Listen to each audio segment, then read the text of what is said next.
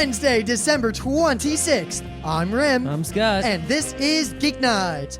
Tonight, we finally get around to reviewing Batman, The Dark Knight Returns by Frank Miller. Let's do this. So anyone who's known us for any amount of time knows that one of our favorite things to do, especially back when we were in college, was go to the video barn, get some random, possibly violent, possibly involving Yakuza or swords or something Asian movie and watch it. Well, that trend began because at Otakon many years ago, we watched Ichi the Killer, which was it's a movie directed by Takashi Miike, who is sort of famous director from Japan, and he makes many violent movies, but also some other not violent movies. He makes all kinds of stuff, but mostly he's known for his violent Yakuza stuff. And he did a lot of TV, but the first three movies he did were like the Black Society trilogy, were these three Yakuza movies, or Yakuza-related movies, and they all were, they're not like other mob crime movies. They're much more terrible in the, what happens on screen, but in some ways it seems more like that's the way it really is in the mob, as opposed to like the glorified way the mob is in, say, The That's Godfather. one thing. I mean, when we watched Rainy Dog, which I think is my favorite work of his, actually. It's the second in this Black Society trilogy. It was very, and they even talked about this in the, when they talk, like his biography, that he likes to have action scenes separate from violence. So yeah, that, it's like in an American movie, violence, there's a lot of violence, but violence is always part of action. It's like you watch The Matrix, there's violence in The Matrix, but the violence is part of an action scene. It's like, punching and kicking and shooting violence. So there's always this element of glorification. Mm-hmm. In his movies, when violent things happen, it's never in an action scene. It's always just... sometimes there's, guys beating each other up. But even then, it's not an action scene. It's not like some cool choreographed fight. Yeah, it's not shot as an action scene. For example, they'll have a scene where just the camera's pointed at the ground and a guy's getting, like, beat up with pipes. And it's not like, cutting and moving around like it would in an action shot. There was actually a really good scene in the movie we're about to talk about more deeply as a GeekBite, where they're in this, like, mafia kind of Yakuza Triad hangout place. It's like their club, and there's kickboxing there. So they keep, every time they go back there's kickboxers doing choreographed fights in the background and practicing, and it's like an action scene there all the time, just these kickboxers.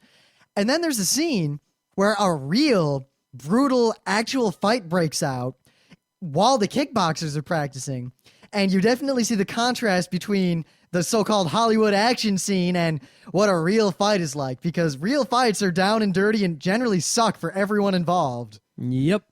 But I liked Rainy Dog, and I liked Ichi the Killer, but I liked it for purely ironic reasons. But the first movie in the Black Society trilogy, which we just watched yesterday, called Shinjuku Triad Society. Or Shinjuku Kuroshakai. Or Chinese Mafia Senso. Yeah, not...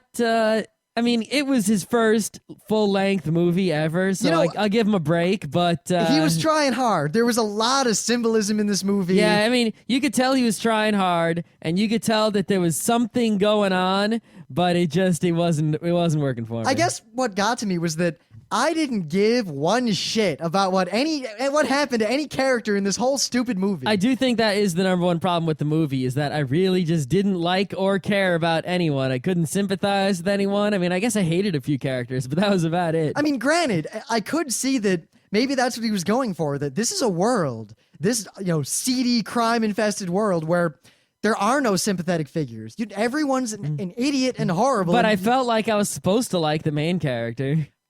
Because he wasn't so bad, but... See, the movie was okay, and he was trying hard. There's a lot there from a cinema... if you want to study film, or like Japanese, Asian film, or Takashi Miike's film, you have to watch this movie. It's an academic exercise, but it's not the most enjoyable movie to watch. Yeah. And there are two reasons for that. Reason the first is that there is only one female character, basically. And she's a Gekiga girl. In the classic, most horrible sense.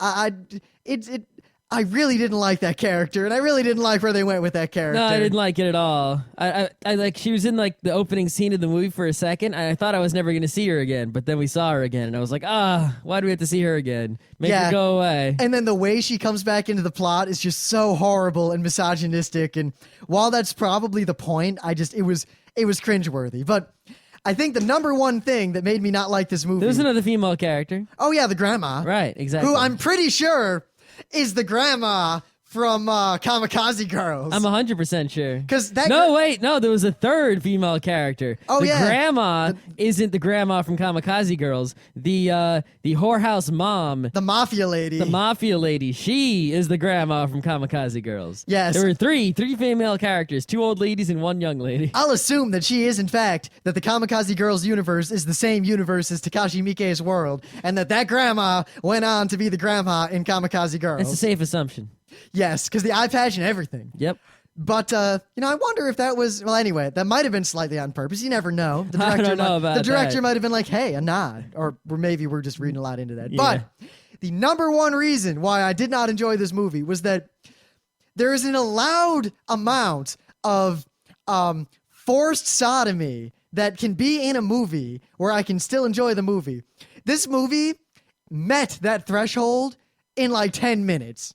And there was another hour and a half to go, so I knew this was downhill right from the start. Granted, though, it only had like 1 or 2 more forced sodomies after it crossed the line. So That was way too many forcible sodomies. but it was there were way too many forced sodomies, and it was horrible and painful to watch. I think that one, but it was top heavy. They were all close to the beginning of the movie, and later in the movie there were not really any at all. So I guess to its credit, if you start watching this movie and 15 minutes in, if you try to project the amount of male on male or male on female forced sodomy in this movie based on the first 20 minutes, be relieved that the number drops precipitously after that. Yep. However, that one short judo guy who reminds me a little bit of... that part. Oh, God. What the fuck was up with that? Oh, that was like the didn't- worst thing ever. That didn't make any sense. Why did that guy rape that guy? Why was he there? That's totally something out of a Kazuo Koike. I know. There's no... Also, it's scary, but that guy really reminded me of Teller from Penn and Teller. He reminded me of the nerdy guy in Sanctuary, the short Ross Perot looking guy. Maybe he's like a mixture of the two, because he didn't really talk at all, and he had the exact same facial expressions that Teller has. So I assume that if Teller ever raped some guy, that is exactly what it would look like. Anyway. That movie. And now, I will point out, too, that I'm pretty sure every single character in this movie was homosexual. Yeah, but the only other thing I have to say about the DVD is the best thing about this DVD was on the DVD there was a Takashi Miike biography, and I actually didn't know much about the guy. But reading that biography really opened my eyes, and I suggest everyone go read the Wikipedia about Takashi Miike, even if you never go and see any of his movies, just to learn about him, because it's quite interesting. So, if you want to see Takashi Miike's works, I'd recommend you watch Rainy Dog and maybe Ley Lines, which I haven't seen yet, but don't watch Shinjuku Kuroshikai unless you are really scraping the bottom of the movie barrel. Yeah, there's plenty of other movies he's made. He's made a lot of things that you can go see. Wow, a lot. I'm looking at the list right now. Yeah. All right, anyway, so in a much more interesting news, this is real brief, and then I'll let Scott go, because I don't have much to say about this, but... I don't have much to say about mine either. You know those Death Note movies and the Death Note anime and the Death Note live manga? action or the anime or the... All of them. All well, right. in the live actions, they filmed a whole bunch of scenes involving Matsuda, who's perhaps my favorite character other than L. Matsuda's and Ryu. tough because like Matsuda is like he's that guy. It's like you can do it. Come on, you can do it. And it's like he's the guy with the will and the drive, but not the brains. And there's Exactly. other guys with the brains, but not the will or the drive. Matsuda is all guts. Yep. And basically, they cut all his scenes out of the movie. Boo. So, to make up for that, all those scenes are going to be put together with additional things they shot later to make a new movie that's tentatively called Spinoff Matsuda. It's going to be a television special, all Matsuda, all the way. Oh God. I think I'm going to seek that out. It's all you. It could be fun. my guess is that it will have the same kind of feeling watching it that Bayside Shakedown had. Just kind of silly cop doing his cop thing, full of guts and not many brains. It's all you. Granted, it won't have that song. dun, Dun, dun, dun, Okay. dun. All right. So, speaking of new things in Japan, whatever, you know Macross, right? Yeah, I You know know how old Macross. Macross is? Real old. It's 25 years old. Hey, That's as old as me. it's as old as me. We're as old as Macross, and I guess that's part of why I like Macross so much, because I've grown up with it, sort of exactly. Are you sure it's not just Lin Min May? In fact, Min May's the least favorite part. But anyway, to commemorate the 25th anniversary of Macross, It's all about Captain Global. yeah, they've been making this new series, Macross Frontier. It's a direct sequel to Macross 7, which I haven't seen, but that doesn't matter. I've heard okay things about it. I haven't heard great things about it. I think I saw an episode of it, and I'm not about to go and watch it. But the first episode is out. It's also on the BitTorrents, so I don't know. I really think that I don't know if you should watch this. I haven't watched it yet, so I can't say if it's good or bad. But let me just use this as an opportunity to tell you to go and watch the original Macross TV series. You can probably get it for really cheap now. The whole thing is on DVD in the U.S. and they're high quality DVDs. I pre-ordered and bought the box set when it originally came out for a shitload of money when I was in college and I was poor. So now that it's cheap now and it's much easier to get, you don't have to pre-order anything. No reason not to get it. At least it's probably Netflix. Watch I it. remember when you bought that. You pretty much every day you watched one episode until you'd seen the whole thing. 39. It's a lot of episodes. Yeah. The thing is, like the 26th episode, you could just pretend that's the end, and then because it was popular, there are 13 more episodes, and then there's another end. That's the original Macross TV series. Which, if you're an anime fan, I don't care if you like it or not. You sort of just have to watch it. You won't really understand. It's like whether you like Ava or not, I don't give a shit. You have to watch it, or else you just really won't have the correct perspective on any other anime you're watching. I mean, some shows are definitely must-watches. Some shows aren't. A lot of shows aren't. But there's some things that just... It's kind of like in film. If you care at all about movies, you have to have seen Citizen Kane. You don't have to like Citizen Kane, but you have to have seen it. Yeah, or else nothing you say counts, basically. Nah. It's like if you go to a film class, right, and you try to argue with the film professor about something, you go blah blah blah blah blah, and then people find out like you haven't seen Citizen Kane at all, you've never watched it. They'll be like, nothing you say counts. You don't know anything. So nothing you say counts about anime unless you watch Macross, and it's 25 years old now. I think if something's still popular enough after 25 years for them to make another show out of it, whether you like it or not, I think that the fact that something is so popular should tell you that it's notable and meaningful enough that it deserves your watching once in your life. I mean, think about other crap shows. How many Naruto episodes have you watched? Like 100 something? You can watch 39 Macross episodes. or I mean- you don't even need to watch 39. Just watch the 26. and you'll Full be all Metal set. Alchemist was fun. Is Full Metal Alchemist going to be remembered as this great animation or this great show that touched the hearts of millions 25 years from now? No, it won't even remember 25 No, years from now. definitely. Full Metal Alchemist. I mean, seriously, name any other anime that came out 25 years ago, the same year as Macross. You're not gonna. All right, so in much more important news, probably the most important anime news in a long time, it has been announced, and there's a streaming trailer that you can watch, that there is in fact going to be a third season of Gag Manga Biyori. Gag Manga Biyori. Da-da-da. La la la la la. Oh, you beat me to it. La la la la la la la la. I don't know what it is about this show, Hadis. but Hadis Impacto. But I think we've talked about this before. But if you have not seen, We did a whole episode on it, didn't we? yes, I'm sure we did. Gag Manga Biyori, Biyori. Find a torrent of it. Watch the first episode from the first season. Now, you might have to watch it twice because this is manzai humor, and it goes real fast, and the subtitles are just bit. Episode 060927. Gag Manga Biyori. But Gag Manga Biyori is one of my favorite shows ever. It is one of my top 5 comedy animes of all time. Now, the best part is, I didn't really realize this, but the person who directed Gag Manga Biyori, and who was still directing it, was Akitaro Daichi. I guess I never looked up who directed it. I don't know why. I guess I was stupid or something. I know who wrote it, but I didn't know who directed it. Daichi also directed Koto-cha Fruits Basket and Animation Runner Kuromi, which, as Anime News Network says, he is known for bizarre plot setups and non-sequitur humor. That sounds about right to me. That about sums up Gag Manga Biyori. Just bizarre plot setups and non sequitur humor. Just that first episode, that sticker, and then it won't come off. Seriously, the show is so worth watching. If you're not watching Gag Manga Biyori, you're watching the butts. That was great. And if you're a fan subber, fan sub this. I don't need 4 more translations of every episode of Naruto. I need this. Exactly.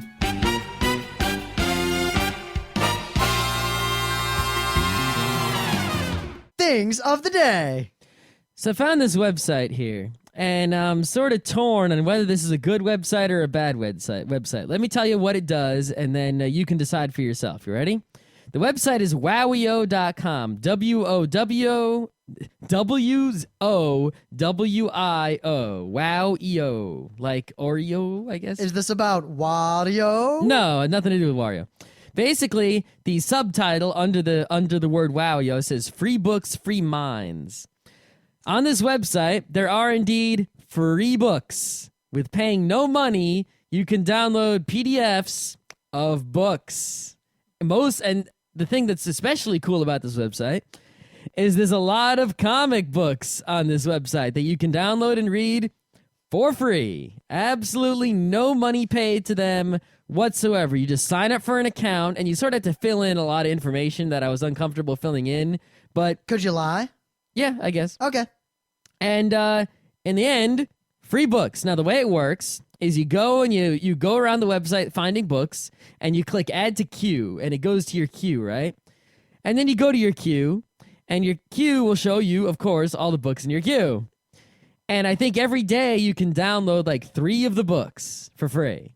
And that should be enough. I mean, right? How fast are you going to read these books? Well, it depends. You got a train commute. Yep. Board. And the books that you download are, as far as I can tell, DRM-free PDFs. They're just PDFs. But on the first page of the book, there's an ad. And on the last page of the book, there's an ad. So, and as far as I can tell, when you download a book, the person, like, you know, let's say I write a comic book, right? And then I put my comic book up on Wowio, and then you download it. I think I get some of that ad money.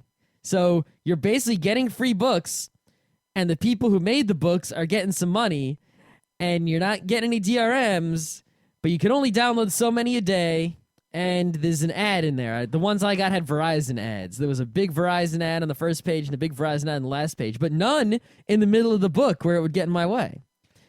That's not too bad. It's not too bad. I mean, it could be a lot worse. There could be DRMs. In fact, there might be DRMs, but I haven't noticed any.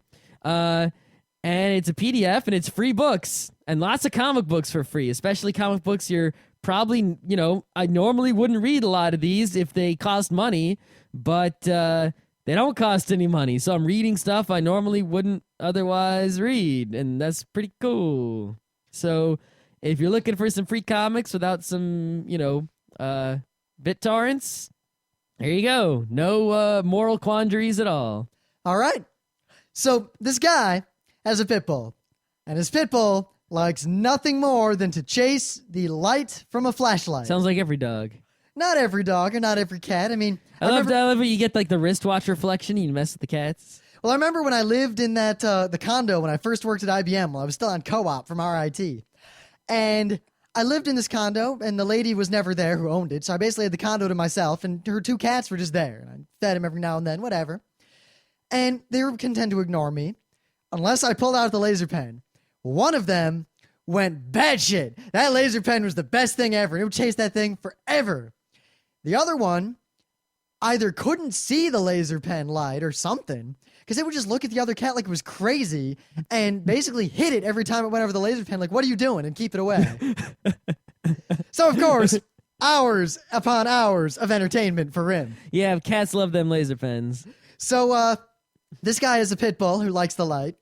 And, he doesn't have enough time to take care of the dog all the time. He can't play. I mean, while I would love to spend the rest of my life playing with puppies and doing nothing else, I don't have time to play with puppies all the time. So if I had a puppy and I needed to keep him occupied, what better way than to simply put the flashlight around his neck and thereby create a self-sustaining chain reaction? Yeah, it's like we should tape. Someone needs to make a video stat where you tape a laser Tape pen. a crappy DVD. Tape to a laser pen to the top of a cat's head, aiming forward. Why don't we just tape a crappy DVD in front of Scott Johnson's face? Oh, Oh, we love you, Scott. Don't worry. well, maybe you do. But I think the best part is the dog immediately chases this thing upstairs and disappears. And then he comes back down and runs in a circle, right? Yeah. Yeah. It's worth watching. Pretty funny stuff. Those animals with the lights doing Right. crazy things. So- I generally really like any sort of video where it takes an animal and then combines it with human technology that it can't possibly understand to confuse it and make it do weird things. Confuse a cat? Confuse a cat? Confuse a cat. We should make a device, the Confuse a Cat. Turn it on, cats go crazy. It's called catnip. I know. Right, so I Oh man, mentioned I this. did. Actually, I saw a great video of catnip. There was like a catnip tree and a whole bunch of cats. I saw that. Yeah. I saw that. Those cats are like way stoned. Okay. Yeah, there's We can do the main bit now. There's no people nip. Well, I guess there is. It's called marijuana. I wish there was people nip. There is. It's called marijuana. That didn't require smoking. Like you just kind of pet it. You make brownies. That didn't require eating either. Cats don't have to eat the catnip. They just kind of sit near it and they go, hey, Nah. what can I sit near and get high without any side effects? Well, there was that time I shared a small diner with someone who was obviously smoking a joint the whole time in the other stall, but Right. right. So a while ago, I've always just not had time to read comic books. Scott piles them up in front of me, and I'm usually reading, I don't know, word books. I read word books too. What was the last word book you read? Oh. Star Wars? What was that? Star Wars something? Yeah, those kind of Star Timothy Wars Zahn Star Wars yeah, books? whatever. I'm gonna read a word book soon. I promise. Actually, tomorrow I'll have a Geek Bite about the most recent word book I read. Maybe I'll have to read those Princes of Nothing or something. You got to read one. You either got to read the Dan Simmons books or the R. Scott Becker books. It's one of the two. Oh, that's right. Those the ones downstairs. Yeah. Yeah, I love it. I've been trying to tell Scott to read this one book forever. Ever since I read it, because Alex told me to. And Alex has been trying to tell him for the longest time to read these other books. Well, those other books I actually kind of wanted to read. I asked for him, and he said he had them. And Scott finally realized that they're both by the same guy. There seems to be a lot of things that happen in my life where I see two things and they're separate in my mind, and then I realize, oh, they're both the same guy, and then they become connected. Or wasn't that when everyone told you to read Snow Crash for like a year? I don't remember. Anyway, so finally a while ago I picked up. If you haven't noticed, like even if something is something I'd like to do, people telling me to do something usually works the opposite for me. I Scott, tend not to do what I'm told. Don't read word books. Okay, I'll have to go read some word books now. So finally, I just randomly, I needed something to read on the train, and I picked up one of the countless things Scott leaves in a pile for me outside my door all the time, and it was Batman, The Dark Knight Returns by Frank Miller. Hallelujah. Not only does Rim finally read an underwear pervert, but he reads pretty much the best Batman book there ever was or it still is. I contend that this is not only And the best... perhaps the second or third best underwear pervert comic there is ever. I contend that while this is undoubtedly one of the best Batman works ever, I think it is also one of the best Superman books Well, ever. how many Superman books have you read? One. So how qualified are you to really say Name that? a better one, and I'll read it. Supposedly that Superman for All Seasons is really good, but I Have- haven't read it, so I'm not gonna say for sure. Okay, but I knew this is something that I should have read for a long time, because everyone I've ever talked to who has read it has looked at me with the same look that I gave people who had never seen Snatch when I it's said that I such a- hadn't read it. It's such a piece of like comics, history. I mean, like there's so many things just based on it. There were Darkwing Duck episodes that directly parody this comic. That's how pervasive Yeah, this isn't the thing new is. Batman even gonna influence heavily by this? Well, the new Batman's called The Dark Knight, and it has the Joker in it, but who knows what the plot's actually well, going I to be. saw I mean, it can't be the same plot, and because the major plot point. I'm going to sum up the plot real quick here. it's a Batman plot, so Right. I don't want to spoil it because this is a review and not a final thoughts, though this book might deserve some final thoughts. I think it does. If Watchmen deserved one, then this deserves one. Right. Here's the basic story of The Dark Knight Returns. First of all, the story is not in the DC universe directly. It's, one of those, I'm just going to tell a Batman story off to the side here deals. Granted, as far as I'm concerned, this is fucking Batman. Yeah, this is fucking Batman. I mean, well, this and the animated series are Batman. Exactly. In my mind, Batman's And life. 1989 Batman. In my mind, Batman's life was the animated series, and then the animated movie happened, and then this is the end of all that. Anyway, so Batman is an old geezer, like 60, 70 something, and he hasn't been Batman in a long time. He's giving it up. He's giving it up because he's so old, right? And of course, Superman is still Superman because, well, he's powerful and he's an alien. And, Gotham City, Commissioner Gordon's going to retire because he's wicked old too, but he's not retiring quite yet. He's retiring soon. It's one of those, the buddy cop movies where I'm gonna retire next month. Just gotta solve this last case. And the last case is this gang of mutants. It's not a gang of mutants. It's a gang called the Mutants. They're basically just jackasses. They're basically just jackasses. And they're stereotypical 80s punk assholes. I like They're the kind of bad guys you beat up in like Streets of Rage or Final Fight. I like their lingo so much. It's like, my mon chicken legs, all lines are busy. Cheg's my kind of nasty, Rob. Cheg's Billy, Cheg's preg school mutant. Yeah, leader figure I square, G boys. We Right. mutants, we slice of dices. Bro, she don't shiv. Yeah, Okay. they keep saying they don't shiv. Anyway, so as soon as they, basically get rid of these mutants, then the Commissioner Gordon will retire and everything will be cool, right? But Batman gets stirred up.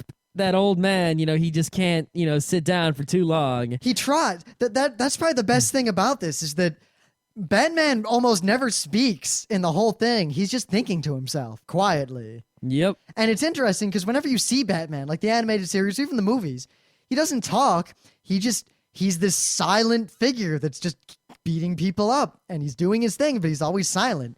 And reading this, you get this constant running commentary of what he's thinking. Yep. And you know what? That's exactly what Batman should have been thinking. Yep. I'm not going to go through the rest of the plot, but because I don't want to spoil it. But let me give you the information on why this is such an important comic, even if the contents of the comic were terrible, which they aren't. Here's why this is so important. Right? It was 3 comic book issues, and they came out in February, March, April, May, June, I think. I'm not sure. It's 3 issues. You can buy them all in one trade. If you go out, you can also buy Absolute Dark Knight, which is this giant book that also has The Dark Knight Strikes Back, but you don't want that. You just want to get the little trade paperback. It's real cheap. And it collects 3 comic book issues that come out in 1986. This comic book is from 1986. I was 4 years old when this came out. My brother was born. He was 0. Okay? And basically, Batman started out when Batman was a brand new comic in the 30s, as sort of this grim, gritty underworld kind of deal. But eventually, Batman became corny, Adam West, Silver Age Batman with, Robin in tights and goofball, pow, zock, kind of action. And that was not exactly the best or the most exciting. And it wasn't until 1986 when Frank Miller read some Kazuo Koike and then made this comic that Batman returned to being dark and gritty and underworldy and all that sort of stuff. And, in the early 90s and the late 80s and such, when all those other dark and gritty comics appeared, like the serious Ghost Rider and the Punishers and the Wolverines, which is also Frank Miller. All those comics only, Cable, all that stuff only existed because of this comic. And all you go, and even still today, there's still, like, within, the superhero comics in the U.S., there's or even in the non-superhero, there's that sort of genre of the dark and the gritty comics. Yeah, you want these dark gritty ones, they're over here. And those exist because of this book and this book alone. So yeah, it's a pretty important comic. I mean, really, that 1989 Batman movie probably wouldn't have happened without this comic. Also, a lot of if you look, there's a list on Wikipedia of like homages that have been made to this comic. There are quite a lot of them, like a whole bunch. We're talking like artists of all shapes and sizes have looked to this one comic, just 3 issues, only 3 issues here, and have paid it quite a bit of respect. So there is something here that is important. All right, so the comic is written and drawn by Frank Miller, although the inking and the lettering and the coloring was done by other people like Klaus Janson and Lynn Varley and people. But Frank Miller is the guy who wrote it. Now, you might heard of Frank Miller from such things as the 300, the Sin City, which is sort of where Sin City is sort of like the perfection, well, I guess his perfection of the grim and gritty kind of stuff. You know, it's like he started here, and then he built on it, and he got better at it, and then he did the Wolverine, and then he did the Sin City, right? So if you notice, they're turning a lot of his stuff into the movies there. Maybe because he's pretty good at writing. Of course, don't assume that because something says Frank Miller on it that it's good, because from what I hear, a lot of his newer stuff is not so good. And also I hear that The Dark Knight Strikes Back, which I have not read, which is the sequel to this, is also not so good. See, that was the thing, because I said I read the Frank Miller Batman to the Comic Geek Speak people and all those guys at NYAF. Yep. And the first thing they said is, you mean The Dark Knight Returns, right? Yeah. Yeah. Don't read anything else. Good God. Yeah. Frank Miller is an awesome and very important comic person that you need to know about. But by no means is everything he has ever made amazing. And this is perhaps I guess the thing he will always be most famous for is basically making Batman awesome again instead of being corny-ass Adam West Batman like he always was before then. I guess we could try to talk a little bit about exactly what it was that made this so good. I mean, I love this. Well, first of all, the arts is like the amazing. It's very, very, I don't know, simple and stylized and flat. It feels really like the time to me. Like it feels sort of like dark 80s. You know, it's like looking at it, really reading this comic gives me the same feeling I get when I watch a really good Batman movie. It's like a really good Batman movie on paper. And, it's sort of the way it's drawn, it looks just like that 1989 Batman movie. Or at least it might not graphically look the same, but it gives the same feeling to me when I look at it. Well, and take it into my brain. It's done very, I don't know, cinemagraphically. I mean, you look at it and it's almost like it's storyboards for the movie. Yeah. They always do this thing where they'll break a page down, especially when they cut to these things where they show the news and there's people like talking heads on the news talking about Batman and stuff like that. And they'll break the page down into a lot of little panels of like a TV screen with a narration. And the narrations are always on top, and you sort of have to read them left to right. And it can be a little confusing until you realize how it's organized, sort of. I messed up reading it in the wrong order a few times, some of those. But when they cut to those TVs, it's always really interesting because it's like, hey, here's what people are saying about Batman, and it really brings back that whole, yeah, Batman's a hero fighting crime, and but it brings that sort of, is Batman in line with the law? He's a vigilante. He's actually a terrible, horrible person kind of thing. And it really brings that issue back to the forefront of Batman, where it completely was not an issue. I mean, you watch an Adam West Batman or you read a Silver Age Batman comic and it's just like, oh, there's a bad guy. Better turn on the bat signal so Batman will save us. Yay, Batman saved us. Yep. I mean, it definitely has that sort of current social commentary. The old guard's going out. I mean, the mayor, whatever. Commissioner Gordon's retiring. Batman was retired. Everything. The new world's coming in. The new 80s world is just all the new young kids. I mean, they keep pointing out that all the young cops barely even believe that Batman ever existed. Yeah, all the kids don't even believe.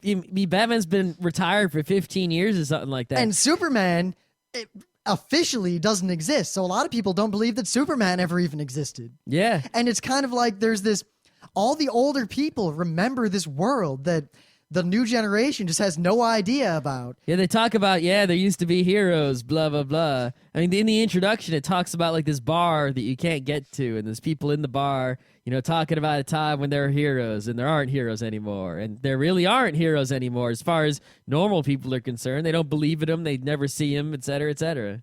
And there's just a lot of very contemporary political issues from the time. I mean, there's a lot of this idea of, can criminals be rehabilitated? What's the line between punishment and rehabilitation and reform? And there's also Cold War action going on.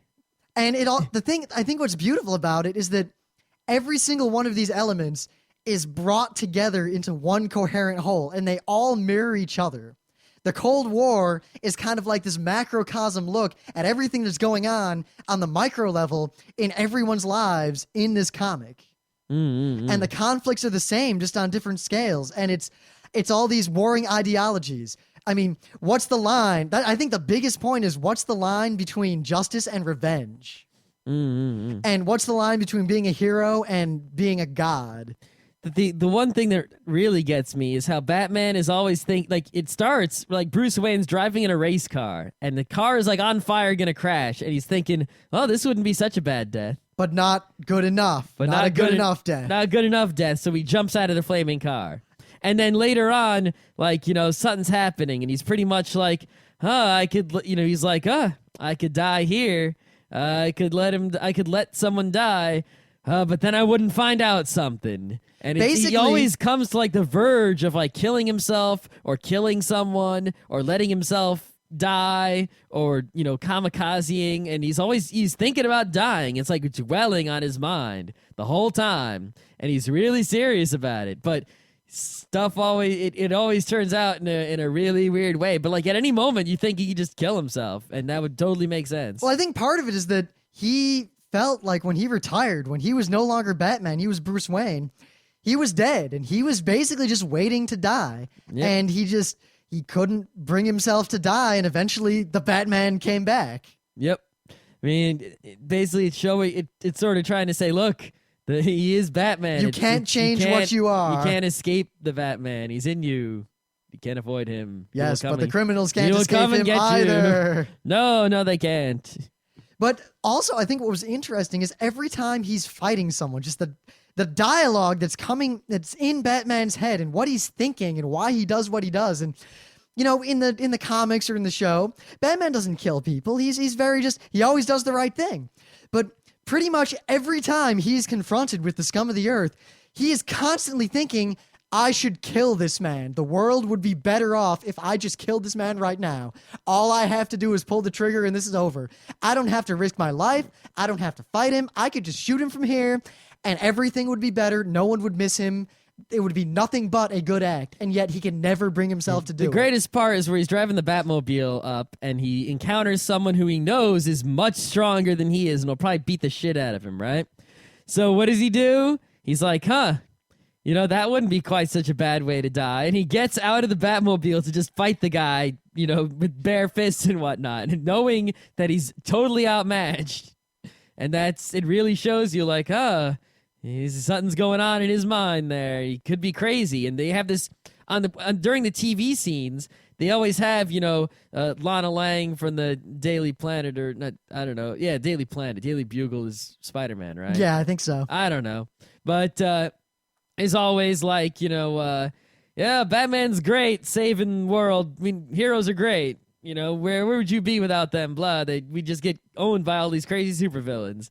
And there's the psychologist guy who's like, no, all these supervillains are doing their thing because of Batman. And they actually, because of the way certain things play out in the show, not in the show, in the comic, it's sort of like it's like this guy is saying Batman is bad, Batman is wrong, Batman is evil. Causes the crime. Batman gives these insane people a focal point. And they even show you at one point in it's Arkham Asylum, right? There's some supervillains in Arkham Asylum where they belong, and it shows them, being sort of not crazy, just sort of being toted around. Well, it's not much nuts. of a spoiler because you know that the Joker is a villain in this. Oh, and the Joker is just sitting there, and you don't even know it's the Joker. It's just some sad old guy in a sanitarium. And then they're Well, all... you know it's the Joker because his face is white, but Well, he's not not right really away. acting very Jokerish. Because they bring it up kind of suddenly. I mean, it shows the newscaster, and then it shows these crazy people in an asylum. And there's just one crazy guy, and they're all just kind of Well, staring. you saw him earlier in the comic. But he's just... You're not 100% sure. I'm 100% sure. Anyway, you see all these crazy people, and they're just looking at the TV and being crazy. And as soon as the news points out that Batman has returned, they just draw the guy's face completely differently, and now he has green hair, and it's the Joker. Yep. He totally, Joker's out. So it's like, hey, maybe you're so against this psychiatrist guy who's so... Because he's much as political correct, you Yeah. shouldn't punish criminals ever, which, that's a whole debate that we talk about more, and I guess the final thoughts Yeah, of... because you look at half the evidence the comic gives you, and you're like, this guy's so wrong. If we listen to this guy, the Joker would be running wild, blowing everyone up. But then you look and all the things he says, like Batman caused all these criminals to be just by his mere existence. It makes it look like it's true. And it's like, it's a brilliant comic. Now, we're skipping over a lot of the good parts about this comic, and partly that's because you have to read it, and then we're going Everyone to do has to read it. a final thought some point in the next couple of months. If you don't read any, if you only read one Underwear Pervert comic in your life, read It should be Watchmen. If you read 2 Underwear Pervert comics in your life, it should be Watchmen and this. But I want to talk a little bit about Superman, because in general, I really don't like the idea of Superman. It's kind of this lame relic of the 50s, just, what if I made a 50s, guy? Superman was 1939. But with all the Superman stuff I know of, at Okay. least. And it's just very kind of, he's really powerful, and it's all kind of cheesy, and it's just... I like that live-action Superman show from when I was a kid. Which one? Lois and Clark. I like that show too, but that's because it was mostly a comedy. It was. But Superman is portrayed in a very interesting way in this comic, and I really like it. I still think this is the best Superman portrayal I have ever seen, because You've only seen one. well, I've seen Superman movies, all the Superman movies. Oh, I don't like the live-action Superman movies. No good. And I've seen Superman in various animations and things, but Yeah, I've seen the those are old The only Supermans. Superman animation I like is those original ones, because it was always like Superman versus the Mad Scientist. Do do do. Ah. Do do do. But even then, they were kind. kind of superficial. Superman is only ever shown in 2 contexts in the entirety of this comic. He is always larger than life. He is always gigantic. He always takes up the entire frame whenever he's there. Just big, dashing close-ups. And he's very square-jawed. He is perfect in every way. He is a god. But that's just when they're showing him standing there talking. Whenever he's fighting, whenever he's doing his Superman thing, they don't even show it really. It's pretty much just silhouettes. And it's kind of like you get the same Batman treatment of just his inner monologue, but instead it's Superman, and you see what's going through Superman's head, and it's just black silhouettes with the red cape, and just the style of all those Superman scenes is amazing, and actually I think very meaningful. But again, I don't want to really talk about that in any great depth yet. Yep. My favorite part with Superman is when basically someone tells Superman to go take care of Batman, right? And you see the scene where Superman storms Gotham City, basically, and he cleans up 3 or 4 street crimes and whatever. And you never actually see Superman during this whole sequence. It's multiple pages. They don't draw Superman once. They draw this blue beam coming into the city and going right through walls and stuff. And it's someone feels a whoosh go by, and then some criminal suddenly gets their brains blown out, and then Batman's standing there, and the wall opens up, and someone comes blasting through the wall, and you just see Batman there, and this blue whoosh goes by him, and there's a big hole in the wall behind him, and he's just I don't have time for this. You've cost me a bunch of, you wasted a bunch of, you cost me 5 hours of my time here. Meet me tomorrow at my house at whatever time. And Superman doesn't say anything, and it's the Superman came through this storm, this unknown force of nature that just totally, blew everything away. No one even knew he was there. No one knew it was just, That's what Superman would be like. You're just sort of like this, force of nature that comes through and goes out, and you don't even know. Just whoosh. And a lot of what makes this comic interesting is that you have Batman, who is just a human being. There's nothing special about Batman. In fact, he's an old geezer. Yeah. And yet he does all these things, and he tries, he does what he does. He's Batman. And yet Superman is a god. And just the way the two of them handle who they are and what they do and their power, and the root conflict, I think, of this is between two ideologies, and Superman represents one and Batman represents the other. And neither one, it's not like the good ideology versus the bad ideology. It's like the half good, half bad one versus the half good, half bad one. You're like, what do I do? But then there is a scene, and this scene is just one of those scenes that sticks with you forever from any sort of work of art. And to not really spoil anything, basically, in the middle of all this, the Cold War is kind of coming to a head. And they definitely give you the impression, they show you bits that at one point the U.S. decides to send Superman over to basically crush the Soviet military. Mm. And there are repercussions of this. And a nuclear weapon gets launched somewhere. And Superman goes to save the day. And just from that moment on, that next 5 or 6 pages of this comic, actually, I think it's the next 15 or 20 pages, are probably the best part of this entire comic. It's weird that in the Batman comic, that the Superman part, because usually if you're reading a Batman comic, especially if you're us, you like Batman. You want Batman action, but there's really very little of that Batman action in this comic. There's not a lot of grappling hook. I mean, there's only one Batmobile scene, really, and it's really not much. It's not one of those, racing through the streets Batmobile scenes. You don't really have the Batwing action. There's a little bit of helicopter and motorcycle action, but not much. Almost all the action is in this comic is people talking to each other. Yeah, I mean, all that classic Batman action of swinging on the things and jumping down on people with the cape out to go boo.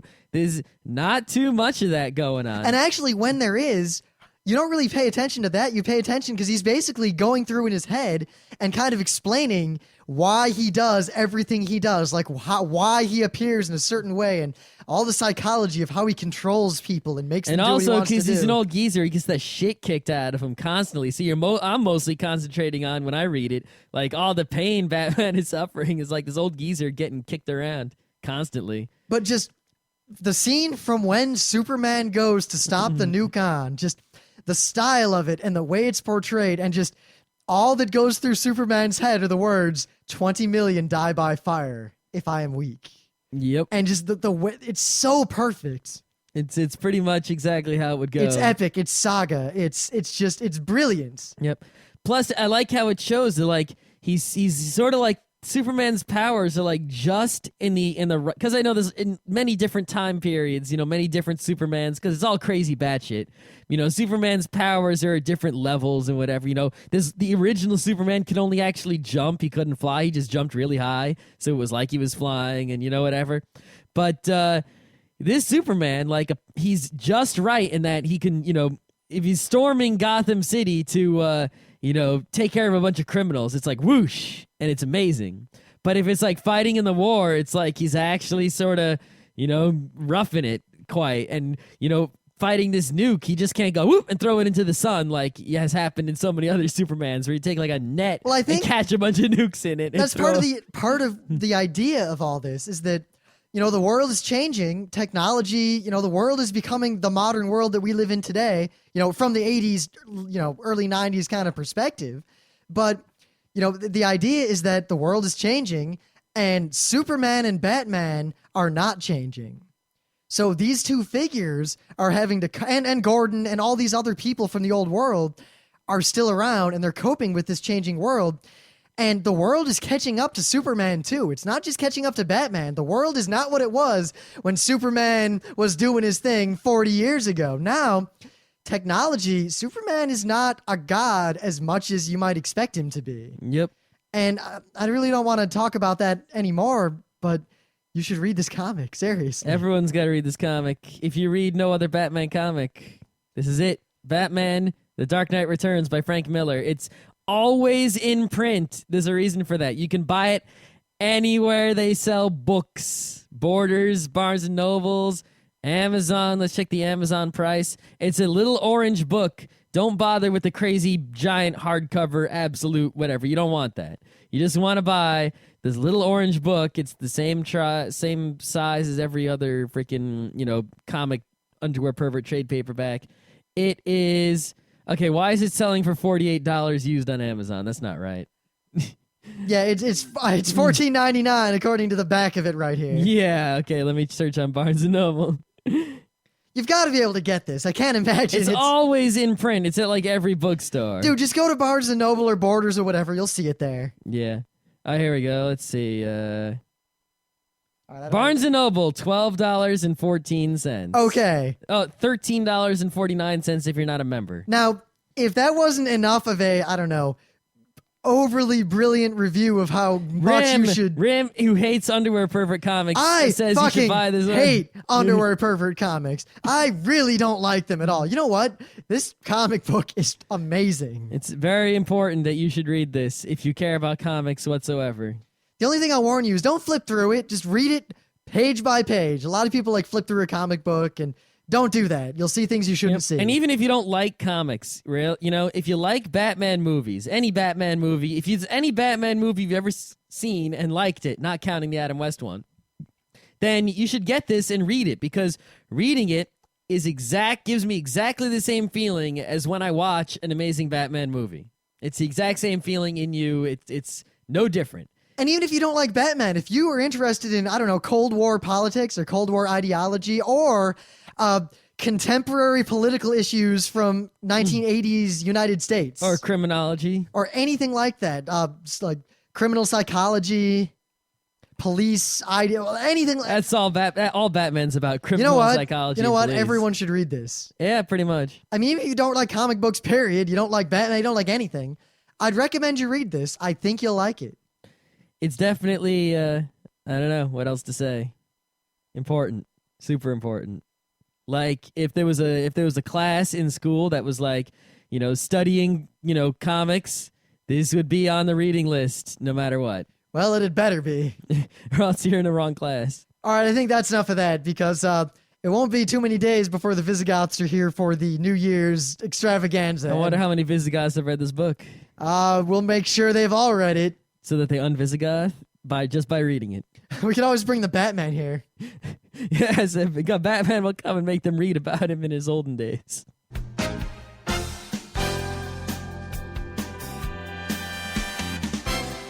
This has been Geek Nights with Rim and Scott. Special thanks to DJ Pretzel for the opening music. Be sure to visit our website at www.frontrowcrew.com, where you'll find show notes, links, our awesome forum, a link to our Frapper map, and links to all the RSS feeds. We say feeds plural because Geek Nights airs 4 nights a week, covering 4 different brands of geekery. Mondays are science and technology. Tuesdays, we have video games, board games, and RPGs. Wednesdays are anime, manga, comic nights. And Thursdays are the catch-alls for various rants and tomfoolery. You can send us feedback by email to geeknights@frontrowcrew.com. Or you can send audio feedback via audio.